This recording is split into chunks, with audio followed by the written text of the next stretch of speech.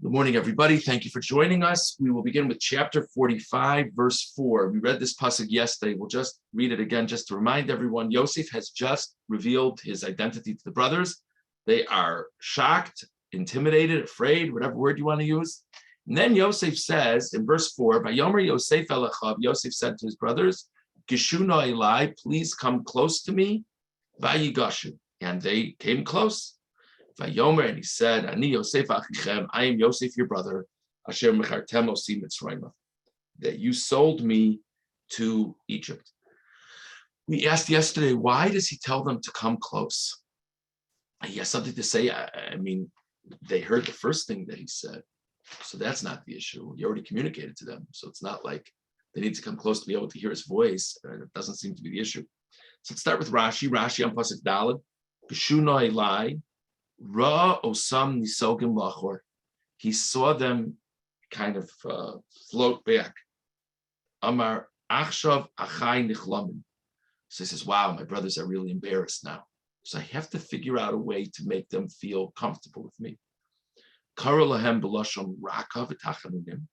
So first of all, he called to them in a soft, sort of requesting kind of language. We translate it this way. He doesn't say, come close. He says, please come close. No, please. So he's making it very clear through his word choice. I'm not going to lord over you. I'm your brother. I'm talking to you as an equal, not as your master who's going to punish you. And also a famous idea that Rashi cites over here, the idea of them coming close, besides the fact that he came up with a way to show how he wants to relate to them, that he relates to them in sort of a pleasant manner.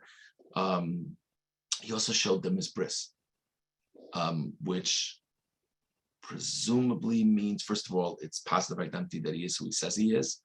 It also shows that he still has, there was a way to sort of fold the skin in a sort of a way to make it appear as if someone didn't have a bris.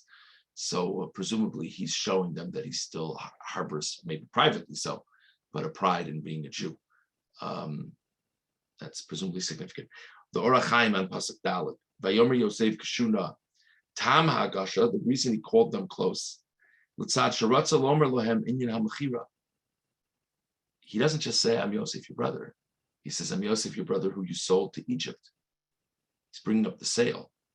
Lazel L'ratza Lomer Lohem Elu B'lechisha. He wanted to whisper it. He didn't want the aides in the hallway to hear him. Remember, I don't remember if this Orach Chaim who said this or not, but we had a commentary yesterday who says that's the whole reason he wanted to clear the room. He didn't want this information about sale to be conveyed in front of them. So he says to them, come close. After they come close, now he could say to them, nice and quiet so no one else hears. He says, I am. Before he said, I'm Yosef, your brother. Now he says, I'm Yosef, your brother, who you sold. Excuse me, before he said, I'm Yosef. Now he says, I'm Yosef, your brother, who you sold. Why does he have to have them come close? He already cleared the room.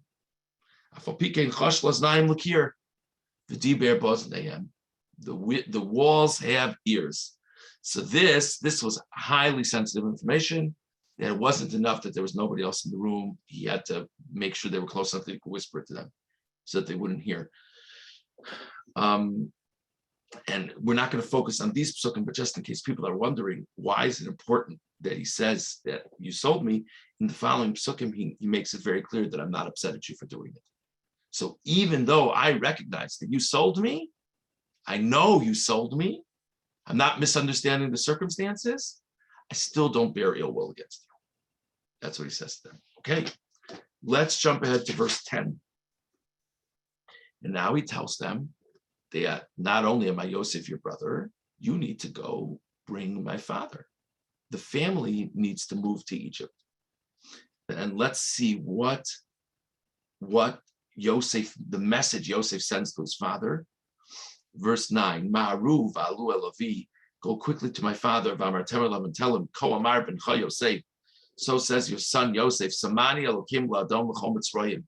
God has made me a master over all of Egypt. Redoi la'al tamod, come down to me, don't delay. Verse 10, V'yashav tov eretz Goshen. I'll set you up in the land of Goshen, which is a region of Egypt. You'll be near me. You, your children, your grandchildren. And all of your possessions, you'll bring your livestock. Verse 11, I'll provide for you there in Egypt. I know these dreams. We've got another 5 years of famine up the pike. We have to have a plan for you. I'm going to provide for you in Egypt. Lest you and your household, become, and everything you have, become impoverished out of starvation. Okay, two very, very basic questions. Yosef is the viceroy of Egypt. Great. Why can't he set up a provisions train once a month? Let him send a shipment to Israel. Why do Yaakov and his family have to come to Egypt? Why is that important? Second question, a much more minor question. Why is Yosef so sure that Goshen's the place for Yaakov? What is it about Goshen? And by the way, he's very, you think of the bombshell that Yosef is sending Yaakov. So part of it is, and here's the address that I've got a condominium set up for you. Like, I mean, doesn't that pale in comparison? Isn't the big deal that you're going to come to Egypt? This is the zip code you're going to be in. I mean, that's what he's saying to him. You're going to live in Goshen. That's what he has to say to him right off the bat. It's a little strange. Ramban on Pasuk Yud, V'yashav tov eretz Goshen. Yosef Yodea ba'aviv, shlo yirtza lamo be'eretz Mitzrayim. Yosef knew about his father. His father would not be interested in living in Egypt. Asher sham habira l'malchus, certainly not the capital city of the government. Alkein shalach lo me'ata, ki be'eretz Goshen, Yoshiv anu. So Ramban says that a core component in the message that Yosef sends to Yaakov is, yes, I want you to come down to Egypt, but I know what you're thinking. You do not want to live in the city of power. You don't want to be near these people. I've got a plan. Part of the plan is you're going to live in the suburbs. You're going to live in Eretz Goshen, the land of Goshen. You're not going to have to intersect with the hatzi-tatzi of Egyptian society on any normal basis. So this is important, because if he doesn't include this in the message to Yaakov, Yaakov might just shrug his shoulders and say, forget it. I'm not interested. It's great to see you, but I'm not moving. So this is core to the message. Next, Ramban on Pasuk Yud Aleph, Yomar Penti V'Reish Hatov Eischa, lest you and your family, your household, become impoverished. By the way, Yosef told the brothers, God sent me to be a source of life for you.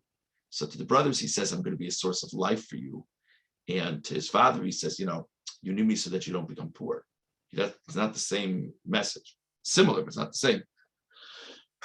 So the Ramban on Pasuk Yud Aleph says, Yomar Penti V'Reish Hatov Eischa Derech Kavod. He speaks to him in a manner of respect. When